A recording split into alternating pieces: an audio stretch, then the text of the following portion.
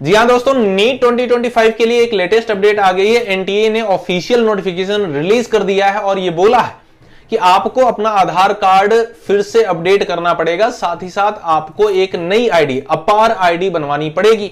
यह सवाल यह है बच्चों का कि सर ये अपार आईडी होती क्या है, इसके क्या बेनिफिट्स हैं, क्या यह कंपलसरी है, क्या इसको नीट के साथ जोड़ा जाएगा? बिल्कुल जोड़ा जाएगा। सर इसको कैसे बनवाएं, हर एक डिटेल हम जानेंगे इस वीडियो में। ठीक है, जरा ध्यान से देखिए। सबसे पहले एनटीए ने क्या बोला है कि डिपार्टमेंट ऑफ हायर एजुकेशन या फिर मिनिस्ट्री ऑफ एजुकेशन जो है वो इंटीग्रेट कर रही है किसको, अपार आईडी को, किसके साथ, नीट यूजी 2025 के साथ। मतलब एक बात तो पक्की है कि ये जो अपार आईडी आप बनवाने वाले हैं इसको जोड़ा जाएगा नीट 2025 से। किस लिए जोड़ा जाएगा, इसके क्या बेनिफिट हैं, ध्यान से देखिए। उन्होंने बोला है कि updating credentials are highly recommended for easy of verification, registration process and enhance the integrity of examination process। मतलब कि अगर आपका एडमिशन होता है नीट के थ्रू तो आपकी वेरिफिकेशन बहुत इजी हो जाए, एग्जाम हॉल में आप बहुत आसानी से पहुंच सके, किसी भी तरीके की कोई भी प्रॉब्लम आपको ना हो। ठीक है, वेरिफिकेशन वगैरह में बहुत सारी चीजों में, इसलिए आपको अपार आईडी बनवानी पड़ेगी। लेकिन सबसे पहले आपको क्या करना पड़ेगा, सबसे पहले आपको अपना आधार कार्ड अपडेट कराना पड़ेगा।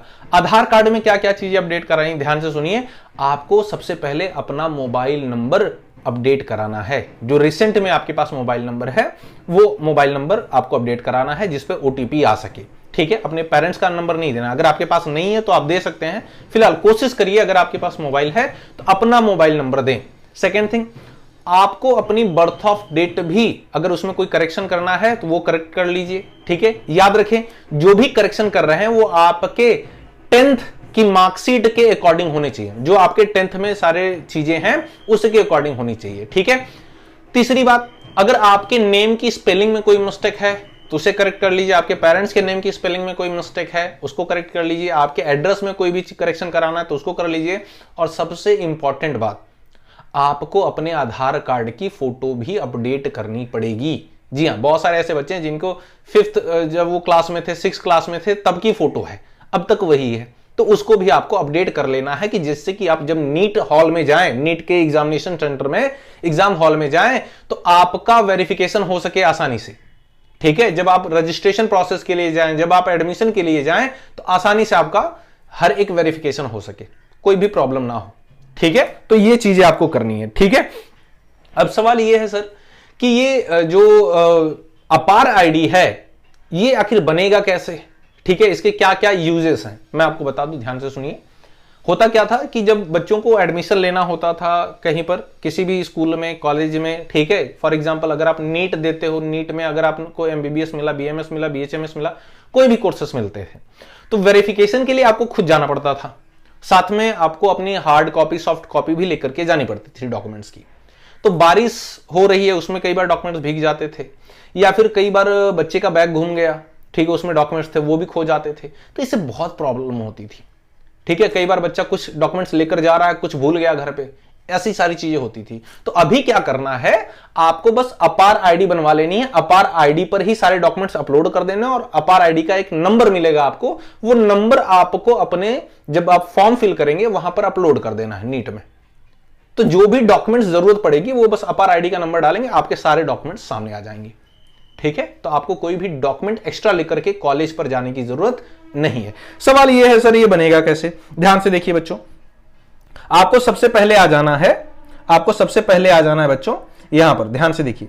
एक वेबसाइट है जिसका नाम है apar.education.gov.in। इस वेबसाइट पर जैसे ही आप आएंगे यहां पर सारी चीजें लिखी गई हैं। आप नीचे की तरफ देखेंगे बच्चों, जस्ट अ सेकेंड, यहां पर नीचे की तरफ आप आएंगे तो यहां पे प्रोसेस दी गई है। ठीक है, सबसे पहला क्या है, आपको आपके पेरेंट्स को जाना पड़ेगा। ठीक है, आपके पेरेंट्स को जाना पड़ेगा किसी न किसी पर्टिकुलर कॉलेज पे, स्कूल पर। ठीक है, आपको किसी न किसी स्कूल या कॉलेज पे जाना पड़ेगा और वहां जाने के बाद आपके पेरेंट्स को बताया जाएगा कि एक्चुअल में इसके क्या बेनिफिट है। और याद रखें ये अपार आईडी आपके पेरेंट्स की मर्जी से ही बनेगी। ठीक है, बिना उनकी मर्जी के नहीं बनेगी। ठीक है, अच्छा, दूसरी बात, आपको वहां पे कुछ फॉर्म दिए जाएंगे, उस फॉर्म को आपको फिल करना है। याद रखें सारी इंफॉर्मेशन करेक्ट होनी चाहिए, और जब भी आप इस फॉर्म को फिल करें उससे पहले आपके आधार कार्ड अपडेट होने चाहिए, जितनी भी चीजें मैंने आपको बताई। फिर उसके बाद जब आप फॉर्म फिल करके दे देंगे तो वहां से आपकी अपार आईडी जनरेट कर दी जाएगी और आपको अपने डिजी लॉकर में उसे सेव कर लेना है। तो याद रखिए, जैसे आप डिजी लॉकर को ओपन करते हैं आधार कार्ड के नंबर से, उसी तरह से ये भी सारी चीजें होंगी। तो ये आपका जब जनरेट हो जाएगा तो आपको अपने डॉक्यूमेंट्स लेकर के यहां वहां जाने की जरूरत नहीं है, ठीक है, आप इसके ही थ्रू जानेंगे। और इसमें पर्टिकुलर अपार आईडी जो है, इसमें बहुत सारी इंफॉर्मेशन होगी, जैसे आपके हाई स्कूल में, 11th में, 12th में क्या क्या चीजें, कितने % मिले हैं आपको, आपकी एक्स्ट्रा एक्टिविटी क्या है, कितने मेडल मिले हैं आपको, हर एक चीज इसमें पर्टिकुलर नोट की जाएगी, ठीक है, जिससे कि ट्रांसपेरेंसी हो सके बच्चे के साथ। उसको ये भी बोला गया है कि हालांकि उसे किस फील्ड में जाना चाहिए, किस फील्ड में नहीं, इससे भी चूज होगा। भाई बिल्कुल चूज नहीं होगा, वो तो बच्चा डिसाइड करेगा, ठीक है। बाकी एनटीए की तरफ से कोई भी लेटेस्ट अपडेट चाहिए तो आप हमसे जुड़ सकते हैं, हमारे चैनल को सब्सक्राइब कर सकते हैं। मिलते हैं आपसे नेक्स्ट वीडियो में एक नई इंफॉर्मेशन के साथ, तब तक के लिए जय हिंद।